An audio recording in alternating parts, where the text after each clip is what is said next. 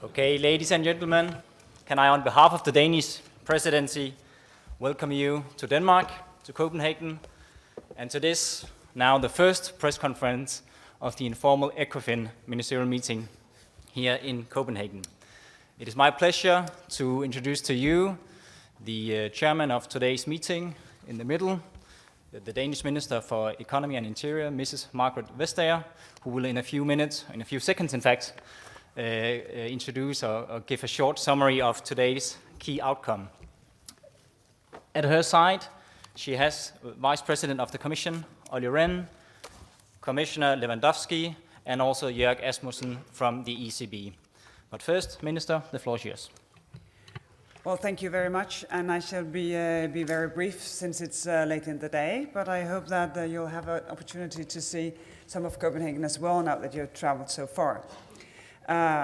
One thing is very important, and that is that when we had the economic discussion about the overview, it is obvious that things have stabilized over the last few months. However, the situations remain fragile, and there is no time for complacency.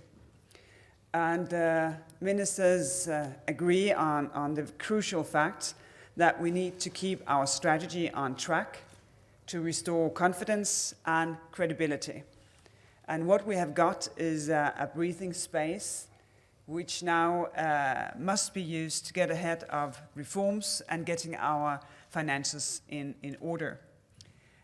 In the next couple of months, member states will be detailing their economic policy plans for coming years. An opportunity to anchor our common strategy is, of course, these concrete policies in each member state. Second point, we had over lunch, I think, a very open and fruitful debate on the cooperation within our union.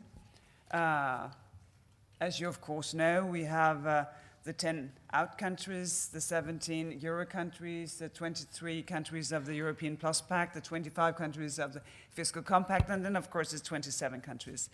And what we decided was to ask the EFC to look upon procedures, information exchange. Can we do better in order to smoothen out and making sure that everybody knows what is going on? Also because there is one jewel in our strategy, and that is the internal market and the proposal connected to the next generation of the internal market. Now we are just finalizing a debate about how to proceed with the debates with the processes of the Commission proposal of a financial transaction tax. And we are going to do what we also agreed on the ECOFIN a few weeks ago, and that is a two-tier approach to keep the technical investigations of the Commission's proposal, but also to carve out space for a debate about alternatives. And what colleagues have been mentioning most is the inspiration from the UK stamp duty, or an inspiration for some of the countries who have an activity tax. And of course, we will try to provide analysis in order to make this debate more concrete. Colleagues are just finalizing this. And the last thing that I should mention is, of course, that we have had a debate on the multi-annual framework. And probably, as you could guess, countries divide on this.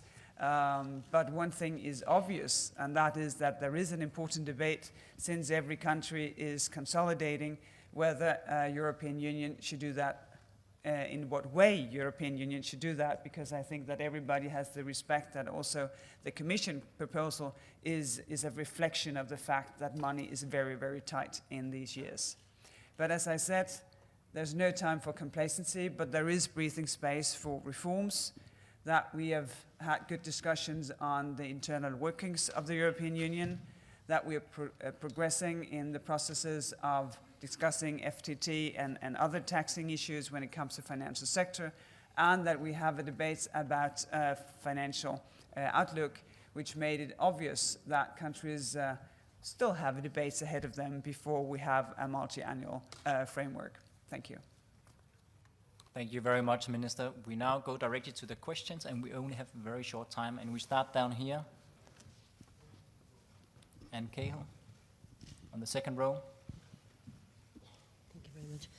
Thank you very much. I'm Carl from the Irish Examiner. It's a question for Mr. Rasmussen, please. The Irish government is looking for ECB assurances of continuing low-cost, medium-term funding for its banking sector in the framework of a wider deal on the promissory notes. Are you prepared to give this? Thank you.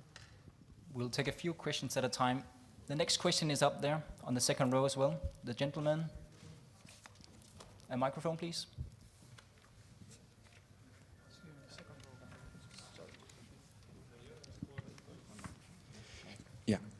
Juan Saner Melando from the Spanish news agency Europa Press. I have a question for Commissioner Rehn and Mr. Asmussen.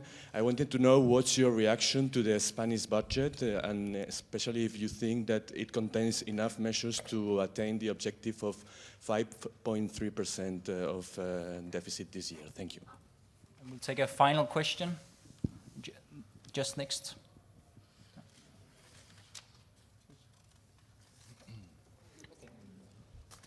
So we'll start with these two questions, please.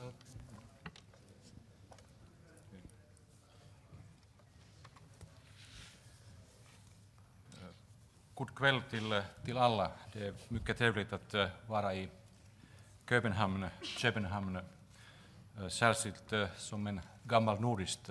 Det är fint att ha ett starkt ordförandeskap från Danmark och samarbeta igen med Danmark. I've forgotten. I spontaneously kind of tried to make some Scandinavian. I can translate. He's very happy to be here and to work with us, and being a Nordic citizen in one way or another. Well, we all speak Scandinavian. Tack. So concerning Spain. Spain is showing determination in its fiscal and structural policies. And today we listened carefully to the presentation by Minister Luis de Guindos in the Eurogroup of the budget for 2012. From the side of the Commission, I welcome that this confirms the budget confirms the 5.3% deficit target, which we agreed recently in the Eurogroup. The Commission intends to have a complete assessment of the upcoming budget by early next week, once we have received all the relevant information, including concerning the autonomous regions.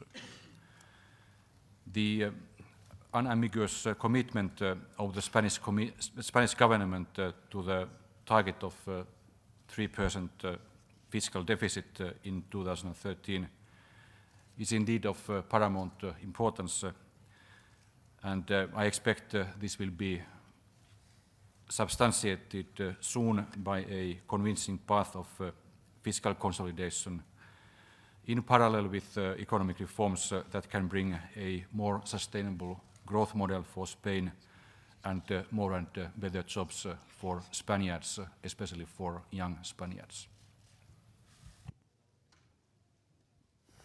Thanks. I will start with the first question that were posed to the ECB concerning the Ireland promissory note action. We as ECB have taken note of yesterday's announcement of the Irish Minister of Finance regarding their intentions on the payment of the promissory note. In our view, it's very important that the Irish state will honor the roughly 3 billion amortization of the promissory note, because this will reduce the emergency liquidity assistance which IBRC, this is the so-called bad bank of Ireland, receives from the Central Bank of Ireland, and by this from the Eurosystem. We also expect that in the future the promissory notes will be served according to the schedule to which the government has committed itself. As Ireland strives for regaining market confidence, it is of the utmost importance that the commitment of the Irish state are met in line with standing contracts and agreement. I want to recall that the Eurosystem has provided really unprecedented support for the Irish banking sector. And the objective should be to reduce over time the reliance of Irish banks on central bank funding and in particular on the emergency liquidity assistance. On Spain, to 100%, we as ECB subscribe to what Commissioner Olli Rehn just said. We will now assess the Spanish budget proposal. We will have a special focus on where regional government deficits are going to be reduced. It's preferable if the new measures can be enacted as soon as possible, maybe through emergency legislation. That means not waiting for the standard legislative procedure that can take until June. So the aim is that the budget can have an impact over as much as of the current year as possible. And we want to await a little bit the information about the regional plans and then to evaluate together with the Commission, as always, the general government sector as a whole and put this into the clearly needed comprehensive medium-term fiscal strategy of Spain. Thank you very much. Very conscious of the time. We can take one more round of questions, and we start up there. Thank you. Peter Spiegel with the Financial Times. Question for the same two gentlemen. Unfortunately, we were not given a press conference in midday, so I want to go back to the morning session if I could. Both the ECB and the European Commission were very vocal advocates for a maximalist approach to the firewall. Yet it looks like the agreement we got this morning is actually on sort of option one, the minimalist approach. Can both of you address your evaluation of that, both from an ECB perspective, but also from a Commission perspective? And Vice President Rehn, if I can ask you also to address the issue of the G20 partners, because the Commission raised some concerns that if you went with option one, they would be unwilling to participate in the IMF funding increase. Thank you. Thank you very much. And next question down here. Yes. Yeah, actually, I'd also just like to follow up on the same question about the firewall. Do you think that this is now I'm Dev Das from Xinhua, the Chinese news agency.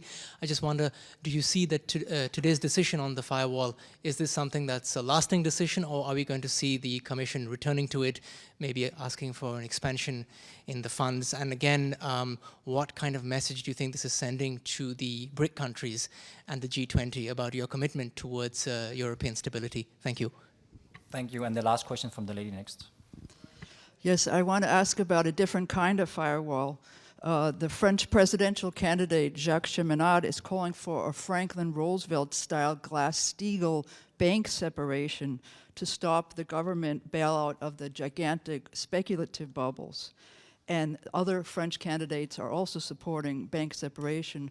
There is a law proposal in the Italian Senate for a Glass-Steagall bank separation, and also under discussion in the Swedish parliament. So would you consider Glass-Steagall instead of brutal austerity and hyperinflationary bailout? Thank you very much. Vice President. Thank you. Let me start with the question posed by Peter Spiegel concerning the financial firewalls and how they might be perceived by our G20 partners and by ourselves.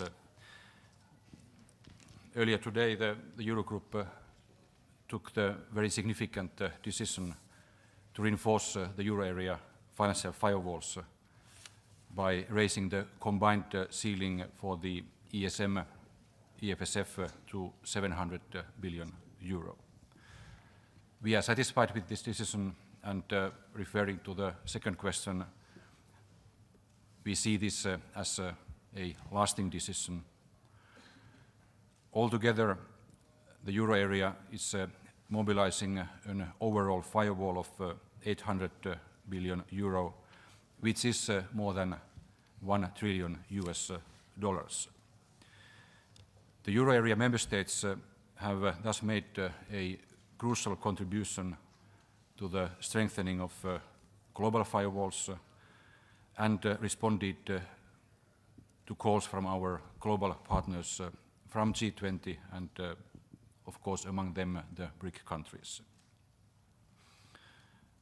I trust that today's decision will pave the way for an increase of the IMF resources by the IMF spring meetings next month in April, mid-April. The euro area member states have already decided to commit additional 150 billion euro for that purpose. So all in all, I see this as a very significant and lasting decision. We are finally complementing the monetary union with a truly integrated economic union. This means both stronger economic governance in fiscal and imbalances issues, and this means stronger instruments to ensure financial stability in Europe. All this is essential to reinforce the confidence in the European economy among our international partners and all market participants. Yeah, just to follow up, I mean, recent developments in financial markets confirm that there indeed is no room for complacency on the issue of establishing appropriate euro area firewalls as one element of our crisis management tools. And against this background, yes, the ECB has consistently argued for a significant increase in the combined firepower of the EFSF and the ESM. And in our view today, the Eurogroup has taken a significant decision in establishing European firewalls. We are, as ECB, satisfied with the decision the Eurogroup has taken. I think now we Europeans can travel to the spring meeting of the bank and the fund in Washington, having done our homework on European firewalls, and this then can be complemented by the global firewalls of the IMF resources. So I think it's a significant decision and we are satisfied. But I want to surely add that no firewall at all, whatever size it has, can substitute for reform efforts at the level of member states, meaning fiscal consolidation on one side and growth-enhancing structural reform on the other side. So a firewall is no substitute for economic reform.